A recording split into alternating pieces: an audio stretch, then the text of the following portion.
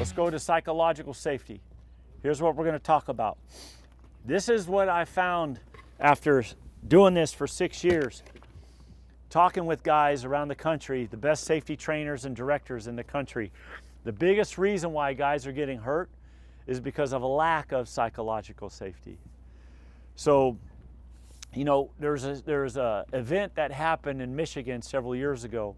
A 20-year journeyman lineman was changing out a broke pole with his partner, and they were working hot, and they knew they were working hot. 20-year journeyman lineman and his partner. His partner was pulling the log out of the trailer with the boom. At the same time that this 20-year journeyman lineman was in the truck getting gear out of the truck, the exact same moment, the boom hit the energized circuit, and that 20-year journeyman lineman got smoked. And instantly, his kids lost their dad. That's it. And instantly, in a moment, in a flash, the twinkling of an eye, his wife lost her husband. All right?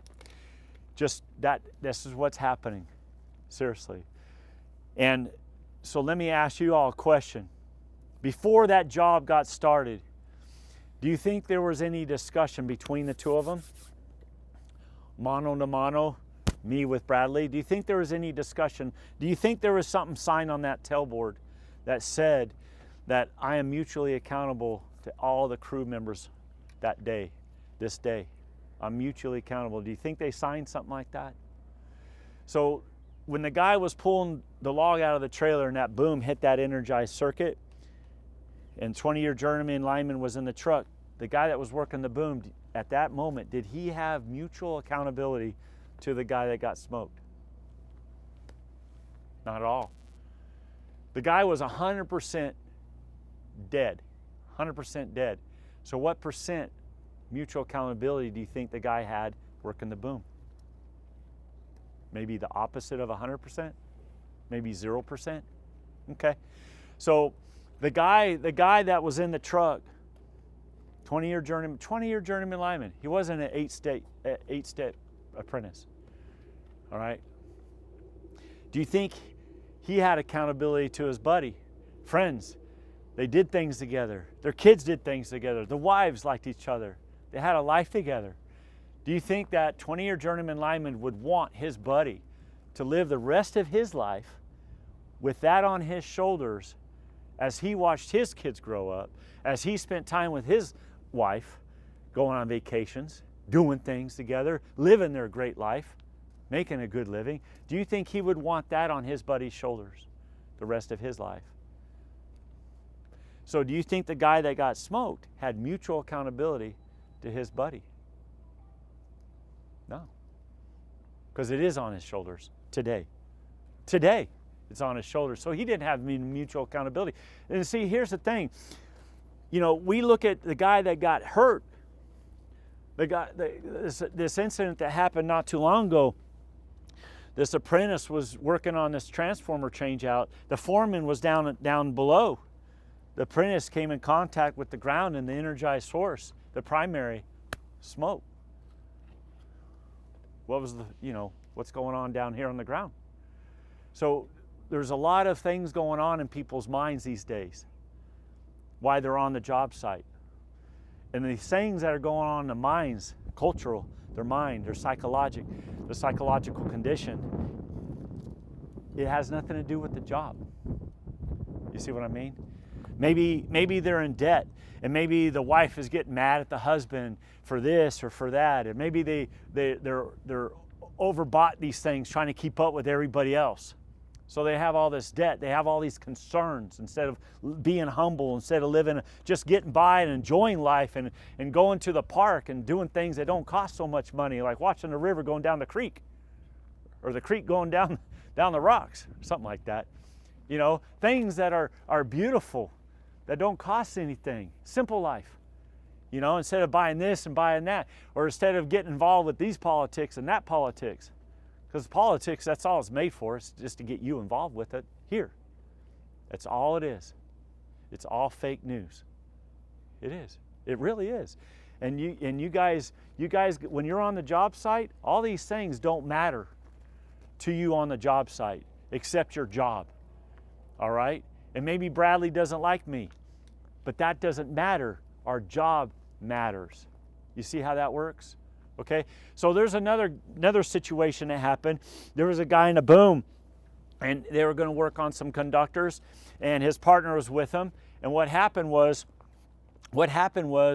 is the guy working on in the bucket, he goes up in the bucket, he gets stuck on some communication cable. Well, he's going to get unstuck. He's not going to pause. He's not going to wait for his partner to come out with him. He's not going to do that because he's a lineman. So he's going to build up pressure in those hydraulic hoses, and he's going to get unstuck himself while his buddy's in the truck. And sure enough, he did. And he got unstuck. He had some pressure in those hoses, and it shot him up just high enough to where that first conductor caught his arm. Boom, arm gone. Arm gone. Okay? One story I didn't share yesterday or the day before. All right, so there's I don't even want to say what state this happened in. All right, there was a scenario that happened several years ago, and there was a lineman, journeyman lineman, making great money, had a great life, just married his wife. He was within an hour going to be signing for the first time his first home that he would own with his wife. No more renting. They were actually going to own their own home. And he was about an hour away from actually being off the job and getting to the bank to sign those papers. Great life. He was on the top of his world. All right? What happened was, it was at the end of the day. He was hungry. So hunger starts speaking. He's tired.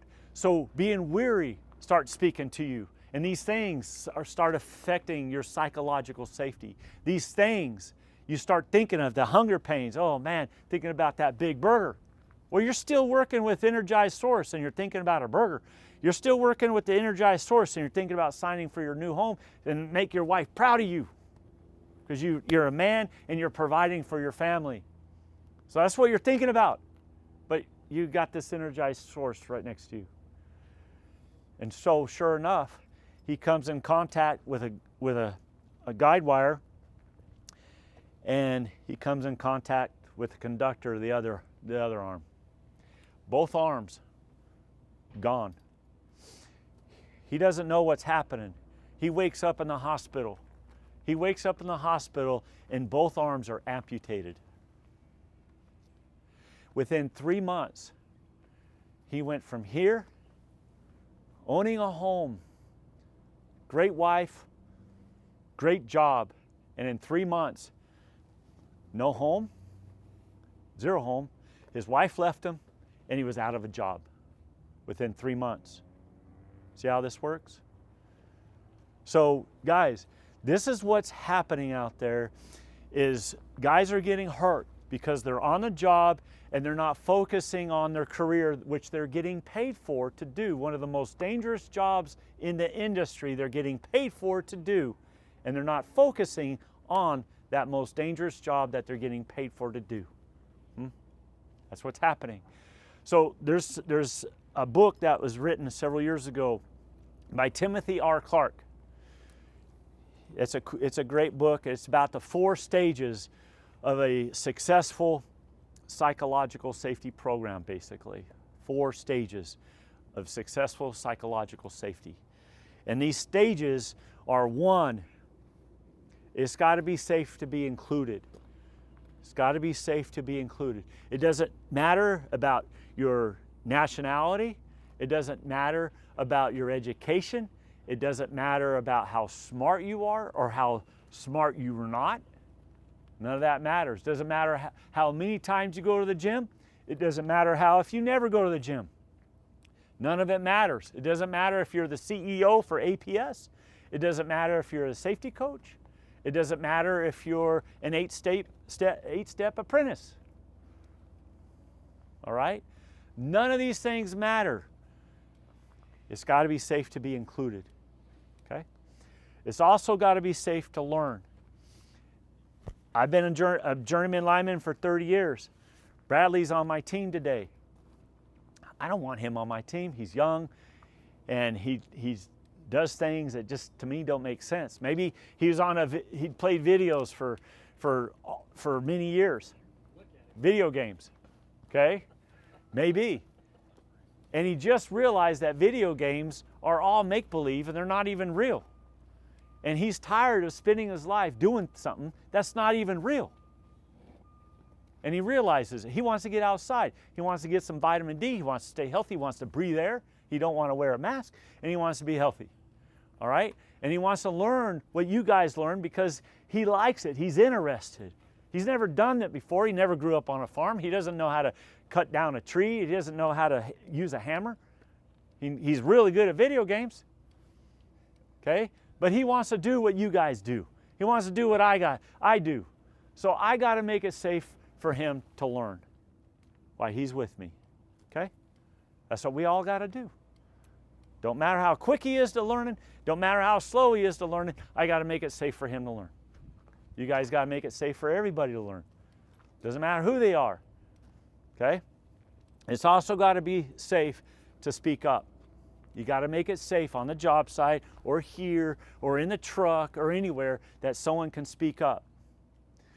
Mr. Bradley, he's got something on his mind. Maybe we did a tailboard.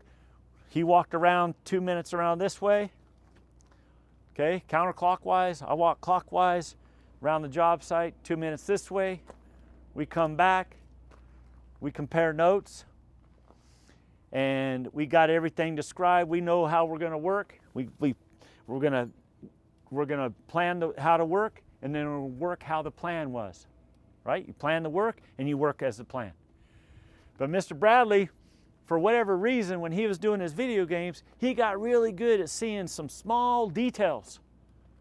That at me milking the cows, you know, me roping the horses, I never looked at these small details, but he's got a little bit of a gift here that he sees things that I just don't see. It's like, how in the heck did you see that? I don't know, I just see it. It's like, so you got to make it safe for someone to speak up. When you're in a room talking about safety, you're in a room talking about how you're going to do this job, if everybody is shaking their head yes in agreement, I would be a little concerned. A little bit concerned.